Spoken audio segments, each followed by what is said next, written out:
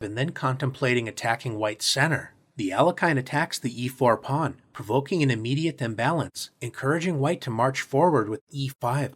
White's options to challenge the Alekhine are quite limited, because defending the center with knight c3 not only allows a transposition into classical king-pawn territory with e5, the adventurous Alekhine player may prefer to strike in the center immediately with d5, provoking complications that are not unfavorable to black.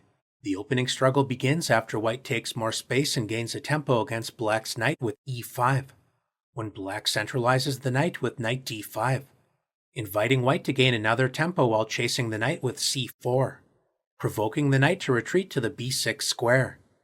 This seemingly offside knight adds pressure against the pawn that just attacked it.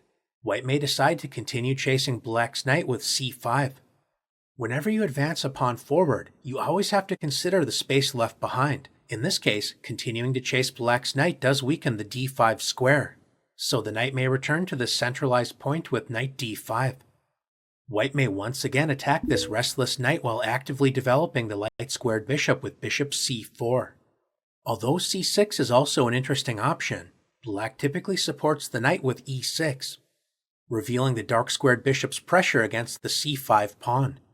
Black is not especially worried about bishop takes d5, surrendering the bishop pair while doubling black's pawns with e takes d5, as black is prepared to strike against white's center with d6, confronting white's pawns on the 5th rank. We'll take a look at what happens when white supports the advanced pawns with d4 in a moment, but it's worth noting that white can invite gambit play with knight c3, adding a second attacker against the knight, so black typically exchanges knights with knight takes c3. B takes c3, dreaming of a future d4, is well met by the timely d5, striking in the center with good play for black. White may decide to open the d-file as well as a path for the dark-squared bishop with d takes c3. Now that the d-file has been opened for white's queen, striking in the center with d5 is less effective, as white is happy to open up the position with en passant c takes d6. There is no pressure to immediately capture the c5 pawn. A strong alternative is knight c6, attacking the other unprotected white pawn on the 5th rank. If black immediately plays bishop takes c5, then white will seek compensation for the pawn with queen g4, attacking the newly unprotected g7 pawn. It's important to avoid castling, as white has the strong response bishop h6, taking advantage of the pinned g7 pawn. It is possible to play g6, although this does weaken important dark squares on the king side. Retreating the bishop to f8 is more playable than it looks, preparing to strike against white's queen with h5 on the next move. In addition to the committal king f8, the interested viewer can also explore queen e7, returning the pawn if white plays queen takes g7, preparing to simplify the position by offering an exchange of queens with queen f8, leading to original, interesting play. No matter how black decides to respond to queen g4, white's active position fairly claims compensation for the pawn and is definitely worth exploring. Knight c3 leads to interesting play, but a more stable attempt is to support the vulnerable pawns on the 5th rank with d4. White has an impressive looking space advantage, but black has two important ways to challenge white's center. d6 is a typical pawn break in the Alekhine, when after the common exchange c takes d6, in c takes d6, this transposes into a line from the Alpine variation of the Sicilian defense. If black would prefer to keep the game in Alekhine territory, then another strong pawn break is b6, joining the dark-squared bishop in pressurizing the advanced c5 pawn. It's possible for white to immediately give up the bishop pair in order to compromise black's structure with bishop takes d5, and white may first decide to relieve the tension with c takes b6. Black's dark-squared bishop suddenly enjoys an open diagonal, and the rook on a8 is about to enjoy open lines on the a-file after a takes b6.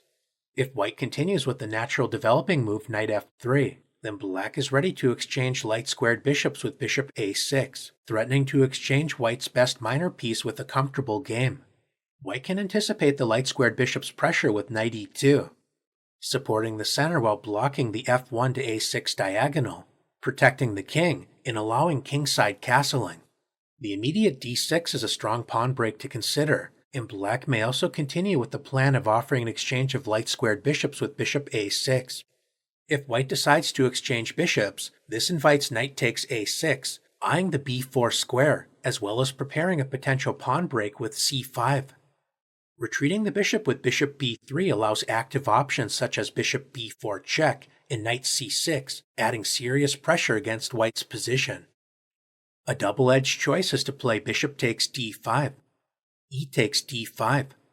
White has surrendered the bishop pair, and the newly unopposed light-squared bishop applies annoying pressure against white's kingside. On the other hand, black does have double d-pawns, and white's e5 pawn still claims a central space advantage. With this in mind, black is prepared to resolve some of the structural issues with d6, preparing to undouble the pawns on the d-file.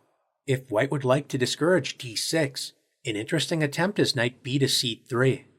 Attacking the d5 pawn, it's possible to reinforce the center with the reactionary c6, a somewhat passive, although playable option.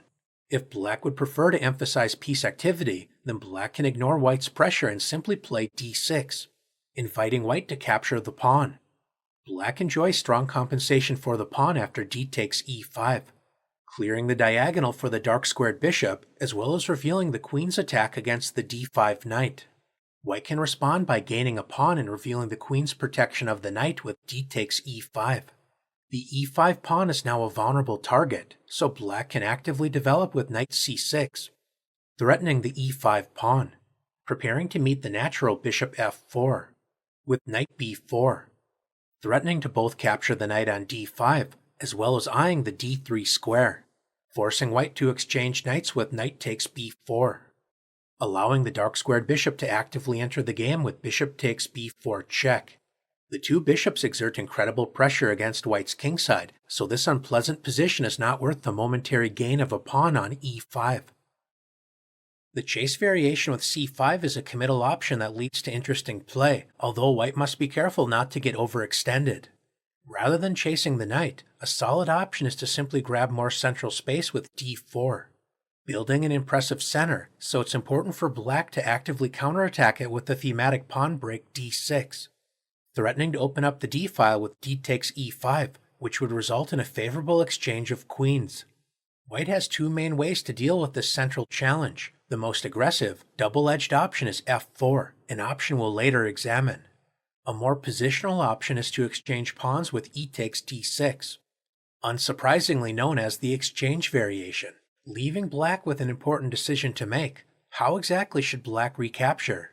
E takes d6 is the more symmetrical, solid option. We'll take a look at a sample line in a moment. The other choice is to imbalance the pawn structure with c takes d6. This is a more combative, but also riskier option. The d6 pawn allows the possible pawn break d5, or possibly support a future e5.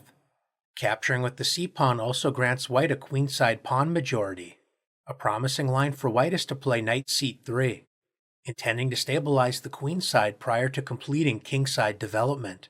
Black's most active option is to play g6, intending to add pressure against white's center with bishop g7, so white can anticipate this with bishop e3, reinforcing the d4 pawn, which also prepares to meet bishop g7, allowing the strong response rook c1, supporting the c-file while vacating the long dark-squared diagonal.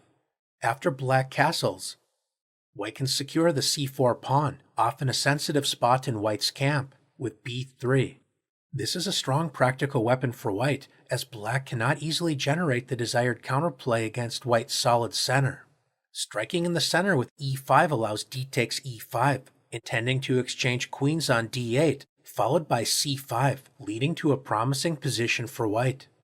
The other central strike d5 allows c5, when black's knight on b6 does not have a good response, as retreating the knight to d7 simply loses the d5 pawn. Attacking white's center with knight c6 allows d5, when it's difficult for black to find a reasonable plan. Grandmaster Alexander Shabalov, a supporter of the Alekhine, has tried the radical f5, and Grandmaster Komsky has tried the more positionally minded bishop f5. These are all moves intending to imbalance the game the enthusiastic supporter of this variation may explore, but white seems to be doing quite well in all of these lines. C takes d6 can lead to interesting play, especially if white is unaware of the strong line we just introduced, but with proper play black appears to be under some pressure. A more solid approach is to respond with e takes d6, maintaining a symmetrical pawn structure. White does enjoy more space, and behind that space advantage the potential for more active pieces. That being said, careful play is still required by white, as a natural developing move such as knight f3 runs into bishop g4, pinning the knight to the queen while preparing to assault the d4 pawn with knight c6, a more attractive target now that one of its key defenders is pinned. This is certainly not the end of the world for white, but allowing this pin creates unnecessary stress against white's center. Rather than playing knight f3, allowing the annoying pin bishop g4, a strong alternative is to develop the other knight with knight c3, supporting the center while remaining flexible on the king side. There are no shortage of interesting ideas to explore, but a popular setup for white is to play bishop d3, followed by developing the kingside knight to e2. Immediately challenging white's center with knight c6 is a provocative choice to explore, but black's most common choice is to play bishop e7. Unlike the more aggressive c takes d6 lines we examined earlier, black does not fianchetto the dark-squared bishop with g6 and bishop g7. In this case, the bishop will still find life on the long diagonal from the f6 square without accepting any immediate kingside weaknesses. Let's take a look at white's popular choice, bishop d3. Activating the light-squared bishop, preparing to meet black's reasonable plan of castling kingside. With knight g to e2. Developing the knight to the e2 square supports white's center while discouraging bishop g4, because if black decides to pin the knight. Not only can white play queen c2, unpinning the knight while attacking the h7 pawn, developing the knight to e2 allows the resource f3, gaining a tempo against the bishop and supporting white's center. It's worth noting that if black tries to take advantage of the exposed king with bishop h4 check, white can place both of black's bishops under attack with g3. Since the f3 pawn is now unprotected, black is relying upon the resource bishop takes f3, capturing a pawn while threatening the rook on h1. This allows white to build a serious lead in development by castling kingside, inviting sharp gambit play. But white also has another strong resource with the tactical shot bishop takes h7 check. If black refuses to take the bishop, then white is ready to castle with a strong initiative. White is prepared to meet king takes h7, with the double attack queen d3 check, regaining the bishop after king g8, queen takes f3. The semi-open f-file is a great resource for white's major pieces to add pressure against black's kingside, especially after white castles, building a strong queen-rook battery on the f-file. Notice that black's bishop has to spend another tempo retreating when white is ready to play b3, supporting the c4 pawn with a promising game. Rather than playing bishop g4, black can focus on confronting white's center with knight c6, building pressure against the d4 pawn. If white decides to lunge forward with d5, black is prepared to play knight b4, attacking the light-squared bishop, which is a key defender of the vulnerable c4 pawn. Instead of clarifying the central tension, white can simply complete kingside development by castling. Since white's light-squared bishop is both an active piece pointing toward black's kingside, as well as an important defender of the c4 pawn, it's tempting to play knight b4, preparing to gain the bishop pair, but white has the instructive response bishop b1. This powerful retreat preserves the light-squared bishop, but doesn't it leave the c4 pawn hanging? This turns out to be a clever trap, as white can play a3, gaining a tempo against the knight, so after it retreats to c6, now that the d3 square is no longer protected by the knight, white can win a piece with queen d3, threatening both checkmate on h7 as well as the unprotected knight on c4, so white is winning a piece. Since knight b4 is well met by bishop b1, black may continue with the theme of building pressure against white's center with bishop f6, adding a second attacker against the d4 pawn. If white decides to defend the pawn with the natural bishop e3, now that the bishop is on e3, black may confidently jump forward with knight b4. Black is ready to collect the bishop pair, because if white plays bishop b1, in this case black may capture the c4 pawn with confidence. The point is that if white plays a3, Instead of retreating the knight to c6, black has the strong response knight takes e3, enjoying an excellent position as white no longer has the crushing queen d3 double attack trick available.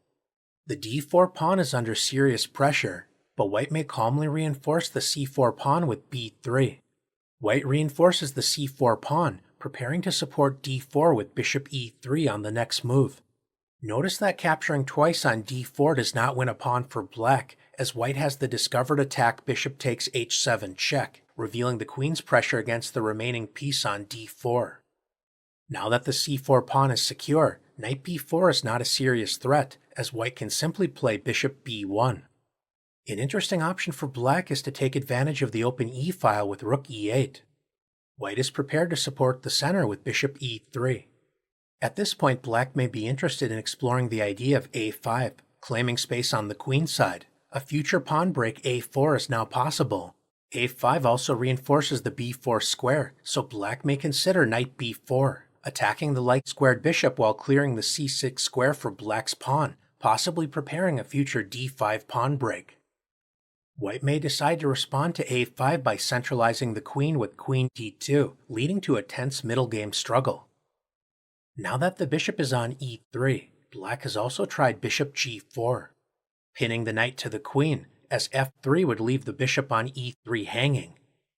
Legendary Grandmaster Vasily Ivanchuk dealt with this pressure by playing queen d2, stepping out of the pin, supporting the dark-squared bishop, as well as connecting the rooks on the first rank. Bishop h5 has been attempted, trying to exchange light-squared bishops with bishop g6, but the knight on e2 is well placed to respond with knight f4, preventing black's plan while preparing to collect the bishop pair. Ivanchuk's opponent, a then rising star known as Magnus Carlsen, tried to complicate the game by playing the thematic central strike d5. When Ivanchuk seized more space while attacking the knight on b6 with c5. The light-squared bishop remains quite awkward, so if black retreats the knight immediately, then white can play knight g3, preparing to harass the bishop with the future h3. With this in mind, Grandmaster Carlsen first inserted bishop takes e2. When white played the strong response bishop takes e2. The idea behind this move will be revealed in a moment, after black retreated the knight to the c8 square. Although this looks like a strange square, the knight is ready to enter the action once again from the e7 square, eyeing f5, adding pressure against the d4 pawn, as well as the bishop on e3. White centralized his rook with rook f to e1, anticipating black's plan to play knight 8 to e7. Dreaming of the active f5 square, Grandmaster Ivanchuk revealed the point behind capturing with the light-squared bishop, as he now played the powerful bishop g4, restricting black's knight from accessing the f5 square while activating the light-squared bishop. The d4 pawn remains well fortified, and white also claims the bishop pair advantage. White has achieved a comfortable position and went on to win the game. The exchange variation with e takes d6 is a reliable system for white, although as we noted, black has no shortage of interesting ideas to generate counter chances. White's most radical response to d6 is the ultra-aggressive four-pawns attack with f4. White commits to an all-or-nothing approach, maximizing the central space initiative, intending to roll black off the board. This is a double-edged decision, as white continues to only move pawns during the opening stage. Black intends to try and prove these pawns are overextended and vulnerable to counterattack. The truth lies somewhere in the middle, as white can certainly challenge black's defenses, but in so doing, black is allowed active counterplay leading to sharp, at times chaotic play. Against the four-pawns attack, black may investigate the radical pawn sacrifice g5, trying to break down white's massive center. But black's most reliable path is to exchange pawns with d takes e5. D takes e5 would allow black a favorable exchange of queens on d1, so white should recapture with the f-pawn. By exchanging the d-pawn, black's queen enjoys pressure against the d4 pawn, a key source of black's counterplay in the opening. A provocative, somewhat risky option is to play c5, encouraging d5, preparing to meet it with e6. This line is worth exploring, although white may gain the upper hand with a well-timed advance to d6. A more reliable option is to attack d4 while developing a piece with knight c6, adding a second attacker against d4. Notice that white cannot advance the pawn to d5, as this simply loses a pawn on e5. If white defends e5 with knight f3, intending to play d5, this is well met by bishop g4, pinning the knight to the queen. This means white's most popular choice is bishop e3, reinforcing the center while remaining flexible with the knight on g1. Black must always remain alert for the possibility of d5, but this is not currently a threat while the e5 pawn is hanging. This is a good moment for the light-squared bishop to enter the game with bishop f5, activating the light-squared bishop and creating the possibility of a future knight b4, trying to take advantage of white's weakened light squares. White continues to actively develop with knight c3, supporting the center as well as a future d5 advance. Notice the premature knight b4 is well met by rook c1, supporting the c2 square, when knight b4 is simply a loss of time. Now that the light-squared bishop has entered the action, black can support the center without blocking its development with e6, fighting for control over the d5 square. The immediate d5 is still a premature choice, not only because black can capture the unprotected e5 pawn, but the knight may also punish white's careless pawn advance with knight b4. This is a dream scenario for black against the four pawns attack. Knight c2 check is in the air, while white's advanced d5 pawn is attacked 4 times. White's center is simply overextended and about to collapse, the risk of pushing several pawns in the opening phase. Rather than the premature advanced d5, white may modestly develop with bishop e2, or simply play knight f3, supporting the center, possibly preparing straightforward development with bishop e2 and kingside castling. Since the bishop has already moved to the f5 square, spending another tempo on bishop g4 is not as effective. White can simply respond with bishop e2, leading to a pleasant game for white.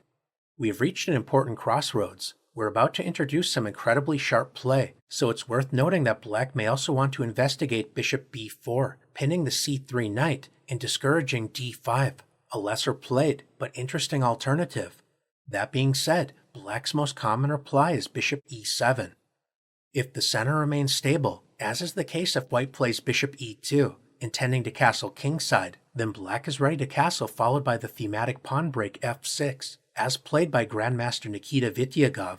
This is a reasonable path with mutual chances, but white may also test black's memory, as well as nerves, with the forcing d5. Provoking the exchange is e takes d5, c takes d5. White has established an impressive-looking advanced center, but this is a double-edged decision as these pawns must be constantly protected by pieces. Black's only move to stay afloat is knight b4, adding pressure against the d5 pawn, as well as threatening a fork on c2. It looks like white's center may be overextended, but things are not so simple as white has the strong reply knight d4, centralizing the knight, protecting the c2 square, as well as attacking the bishop on f5. Since bishop g6 allows the annoying bishop b5 check, Grandmaster Peter Svidler played bishop d7. Supporting the advanced center with queen f3 is an interesting option to explore, but his opponent, Grandmaster Alexander Grischuk, preferred the more forcing option e6. Provoking the exchange is f takes e6, and d takes e6. White's e6 pawn harasses the light-squared bishop, so Grandmaster Svidler played bishop c6. Exerting pressure down the long diagonal, Grandmaster Grischuk threw caution to the wind with the aggressive queen g4, attacking the g7 pawn and preparing to hunt down the enemy king. Grandmaster Svidler embraced the chaos with bishop h4 check. This leads to razor-sharp play in which both sides must play with tremendous accuracy, as a single slip can spell disaster. Grandmaster Svidler managed to successfully navigate the incredible complications and went on to win this instructive game. Immediately challenging the knight to c4 leads to dynamic positions we just explored, but it's also worth noting that white's most popular choice is to first play d4, gaining more central space while supporting the e5 pawn. Although black may experiment with knight b6, the most common choice is to strike in the center with the familiar pawn break d6. White may continue with c4, leading to the exchange variation, or possibly the chaotic four pawns attack. On the other hand, white may prefer to enter the popular modern variation with knight f3. This modest developing move acknowledges the Alekhine's right to exist, and rather than trying to refute black's opening play, white supports the center with natural development, maintaining flexibility with the exchange e takes d6, as well as the option to chase black's knight with c4. The modern variation is a popular way to positionally challenge the Alekhine, and black has no shortage of options to explore. Bishop g4 is a natural idea, although since white is not fully committed to expanding in the center just yet, allowing black to add serious pressure against the d4 pawn. Bishop e2, unpinning the knight, is a safe and solid choice for white. g6 is another option to consider, preparing to fianchetto the dark-squared bishop. But in this video we are going to introduce the Larsen variation with d takes e5. Named after Danish Grandmaster Bent Larsen, this reveals another point behind developing the knight to f3. White can centralize the knight with knight takes e5. White's active knight adds pressure against the sensitive f7 pawn, so black would love to exchange this piece. In a famous encounter, Grandmaster Larsen played the immediate knight d7, preparing to exchange knights. Former world champion Mikhail Tal, known for his ingenious attacking play, was understandably tempted to sacrifice the knight on f7. He ultimately decided to avoid this choice, playing bishop c4 instead, eventually leading to a draw. With the aid of modern engines, we now know that knight d7 is a bad move, and that white is fully justified in sacrificing a piece with knight takes f7, exposing the king after king takes f7, with the double attack queen h5 check, forking the king and unprotected knight on d5. Returning the piece allows white an overwhelming advantage, so the king reluctantly marches forward with king e6. White has several tempting options. One powerful choice is c4, attacking the vulnerable knight when black's exposed king is in serious trouble. Knight d7 is a good idea, but it's currently not a good move. In order to avoid the tactical bomb knight takes f7, black should support the knight on d5 with c6. Now that the knight on d5 is supported, black may consider playing knight d7. If white tries to dislodge the knight with c4, this is actually not a good choice for white, as it allows knight b4. Bishop f5 is one annoying threat, taking advantage of white's weakened light squares. And if white tries to chase the knight once again with a3, white is in for a rude awakening after the tactical shot queen takes d4, winning a pawn, as a takes b4 allows queen takes e5 check. And if white decides to capture the queen, this allows the unpleasant fork knight c2 check, regaining material on the next move with knight takes d4 when black is simply up a pawn, a good tactical trick to keep in mind. Since the knight on d5 is reinforced by the c6 pawn, bishop c4 isn't a particularly effective choice. Moving the bishop to d3 looks active, but it does block the queen's protection of the d4 pawn. In this case, black may be encouraged to play g6, preparing to fianchetto the dark-squared bishop, exerting pressure down the long diagonal. This is why white's most popular choice is to play the modest-looking bishop e2, preparing to simply castle and focus on rapid development. Although it's possible to play knight d7 immediately, white can avoid the exchange of knights with knight f3, when black's light-squared bishop remains passive. With this in mind, black can first play bishop f5, activating the light-squared bishop, and only then preparing to challenge white's knight with knight d7. We see a typical position arise after white castles, and black confronts white's active knight with knight d7. Since white enjoys a comfortable space advantage, it's better to avoid exchanging pieces with knight f3. A sensible continuation is e6, supporting the center while also preparing kingside development. White's play up to this point has been quite modest, simply focusing on healthy development. In order to challenge black's defenses, it's important to take space with c4, gaining a tempo against the knight in the process. If black tries to lunge forward with knight b4, threatening knight c2, the interested viewer is encouraged to analyze the powerful response a3, calling black's bluff, as knight c2 is well met by rook a2, leading to an overwhelming advantage for white. A more solid path is to simply retreat the knight back to f6. Grandmaster Sergei Karyakin demonstrated a path to a comfortable game for white, starting with knight c3. White's idea is to eventually gain the bishop pair with knight h4. If black tries to stop this with h6, providing an escape square for the light-squared bishop on h7. White is ready to strike in the center with d5, opening up lines in order to exploit his lead in development. His opponent, Grandmaster Alekhine, decided to activate his dark-squared bishop with bishop d6, pointing toward White's kingside while also preparing a future e5 pawn break. White continued with the well-timed knight h4, threatening the light-squared bishop, so Black responded with bishop g6. There is no rush to claim the bishop pair with knight takes g6, as this would open up the h-file after h takes g6, revealing the rook's pressure against White's kingside. Grandmaster Alekhine preferred to play the instructive g3, supporting the knight on h4, restricting Black's dark-squared bishop, and most importantly, preparing bishop f3, activating the light-squared bishop on the long diagonal, while also preparing a possible retreat to g2 if desirable. White is waiting for Black to castle kingside before claiming the bishop pair with knight takes g6. Grandmaster Alekhine decided he did not have a better choice, and simply decided to castle, allowing knight takes g6, and h takes g6. White gains the bishop pair, followed by activating the light-squared bishop with bishop f3. White will likely continue with bishop e3, preparing to expand on the queen side with an eventual a3 and b4, and likely meeting a possible e5 pawn break with d5.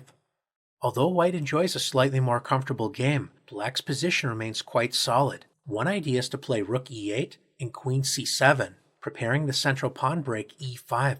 In this case, if White plays the desirable d5, this may be met by e4, trying to restrict White's light-squared bishop, leading to complex positional play. Instead of classically defending the center with a pawn, the Alekhine defense confronts White's center immediately with knight f6. The point behind this strange-looking move is to provoke White into marching forward with pawns, gaining space, but Black intends to counterattack White's advanced center. White may try to challenge Black's defenses with the aggressive four-pawns attack, leading to sharp, double-edged play. On the other hand, White may play more positionally, content with building a solid setup and trying to squeeze Black from a slightly more comfortable position. No matter how White decides to handle the opening, the Alekhine remains a resilient, playable defense with plenty of creative resources to discover.